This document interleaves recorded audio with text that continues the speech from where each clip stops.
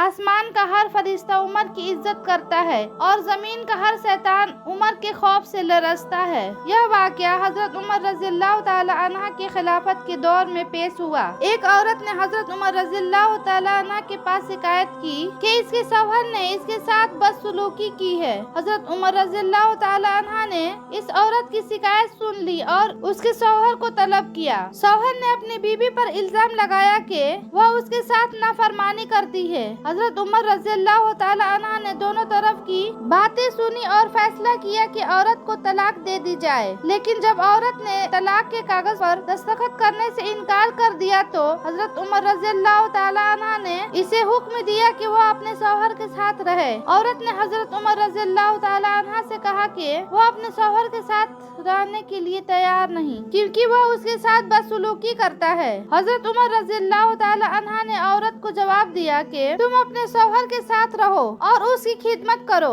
अगर वह तुम्हारे साथ बदसलूकी करता है तो अल्लाह तुम्हारा हिसाब किताब करेगा। इस वाक़े से हम यह सबक सीखते हैं कि शादी का बंधन मुकद्दस है। शौहर और बीवी के दरमियान एहतराम और मोहब्बत का ताल्लुक होना चाहिए। अगर कोई मसला पेश आता है तो उसका हल तलाश करना चाहिए। अल्लाह ताला हर चीज का हिसाब करेगा। यह वाक़या मुख्तलिफ इस्लामी तारीखी किताबों में मुख्तलिफ तरीकों से बयान किया गया है, लेकिन इसका बुनियादी पैगाम एक ही रहता है।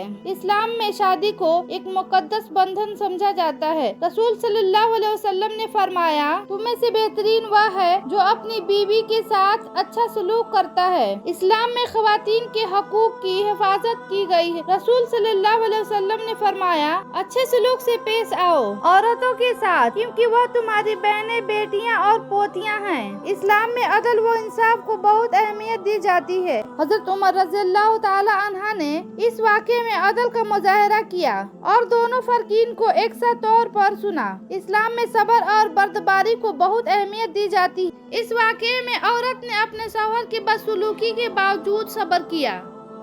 हजरत उमर रज़ियल्लाहु ताला अन्हा का यह वाक़या हमें शादी, खानदान और मुआशरे के बारे में बहुत कुछ सिखाता है। यह हमें याद दिलाता है कि इस्लाम में शादी को एक मुकद्दस बंधन समझा जाता है और शौहर और बीवी दोनों को एक दूसरे के साथ अच्छा सलूक करना चाहिए। इस वाक़ये से हम सीख सकते हैं कि अदल व इंसाफ, सब्र और बर्दारी जिंदगी के अहम उसूल हैं। यह वाक़या हमें सिखाता है कि मोहब्बत और वफादारी की मसाले हमेशा जिंदा रहती है। आप भी इस मोहब्बत को अपने दिलों में जगह दें। हमारे वीडियो को देखने के लिए शुक्रिया और हमारे चैनल को सब्सक्राइब करना ना भूलें। और इस वाक़ये के बारे में आप क्या सोचते हैं, कमेंट में अपनी राय जरूर दें।